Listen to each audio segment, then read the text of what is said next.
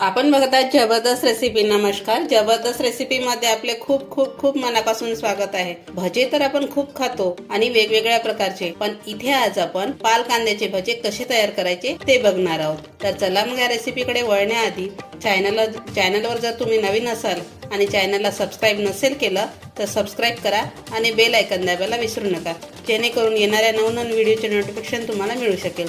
तर चला मग या रेसिपीकडे वळू आणि पाल कांद्याचे भजे कसे करतात ते बघू।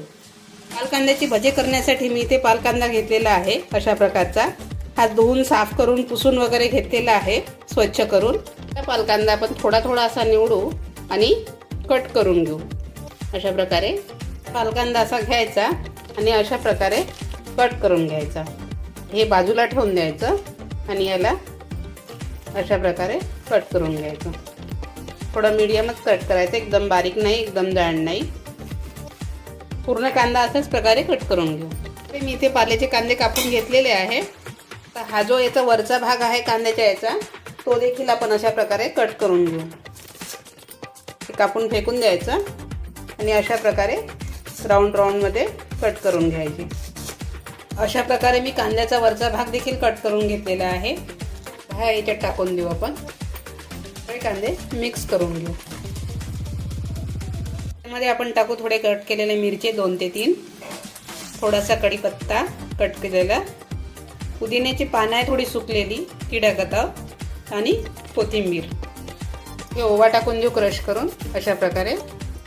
ओव्यामुळे टेस्ट खूप सुंदर येते आणि सुगंध पण छान येते। थोडीशी हिंग टाकून देऊ। चमच कॉर्नफ्लॉवर टाकू,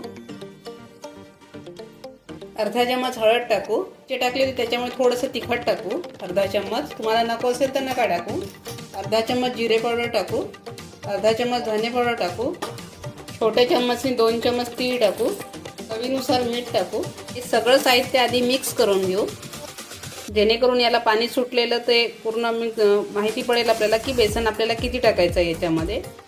हे बघा इथे पाणी सुटलेलं नाही आहे, कारण मी आधीच कांदे धुतलेले होते, पुसून घेतलेले होते त्याच्यामुळे। आता हे सगळं साहित्य मिक्स झालेलं आहे आपलं।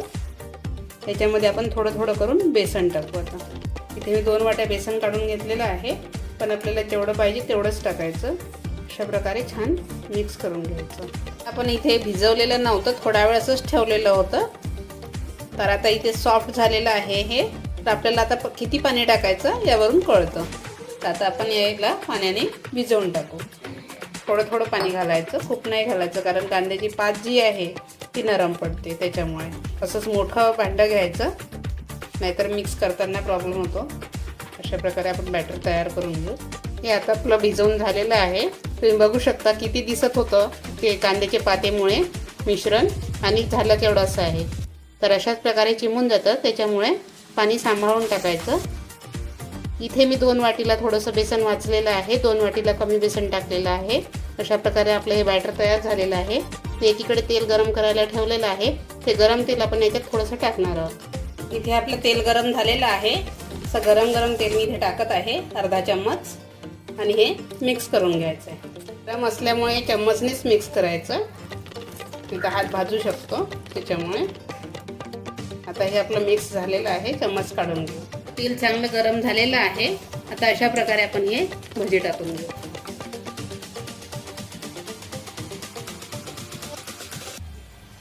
भजी टाकून घेतलेले आहे। सुरुवातीला टाकताना थोडी गॅस जास्त ठेवायची, नंतर थोडी कमी करायची, जेणेकरून आतून बाहेरून पूर्ण शिजले पाहिजे। आता हे आपण पलटवून घेऊ। तुम्ही जर चॅनलवर नवीन असाल, आमचे व्हिडिओ तुम्हाला आवडत असेल तर तुम्ही चॅनलला लाईक, शेअर आणि सबस्क्राइब करायला विसरू नका। हे बघा अशा प्रकारे आपण पलटवून घेतलेले आहे। गॅस थोडी मीडियम करून घेऊ आणि याला छान शिजू देऊ। आपल्या भज्याला खूप सुंदर रंग आलेला आहे आणि खूपच सुंदर झालेले आहे। चवीला तर खूप सुंदर लागतात हे भजे। तुम्ही एकदा करून बघा, कारण आता कांद्याचे पातचं सीझन चालू आहे। मार्केटमध्ये खूप सारे कांदा पात मिळत आहे। आता हे भजी आपण काढून घेऊ। भजे अशा प्रकारे आपण झाऱ्यामध्ये काढून घ्यायचे, जेणेकरून तेल सगळं निघून जाईल। ते पूर्ण भजे काढून घेतलेले आहे, ते बाजूला ठेवून देऊ। दुसरी बॅच सुद्धा आपण अशाच प्रकारे टाकून देऊ। आपण अशा प्रकारे पलटवून घेऊ। भजे अशा प्रकारे मी काढून घेतलेले आहे। अशा प्रकारे आपले हे सगळे भजे बनून तयार झालेले आहे।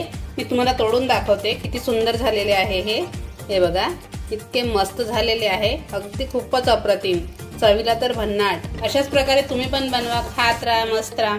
आणि चॅनलला सबस्क्राईब नसेल केलं तर सबस्क्राईब करा आणि बेल आयकॉन दाबायला विसरू नका। तर चला मग भेटू पुढच्या व्हिडिओमध्ये नवीन रेसिपी घेऊन, तोपर्यंत नमस्कार।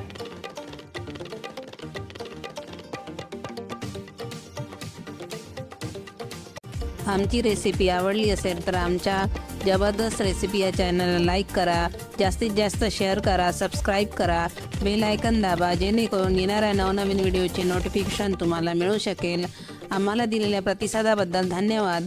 तसेच आमचे नवनवीन व्हिडिओ बघत राहा। नमस्कार।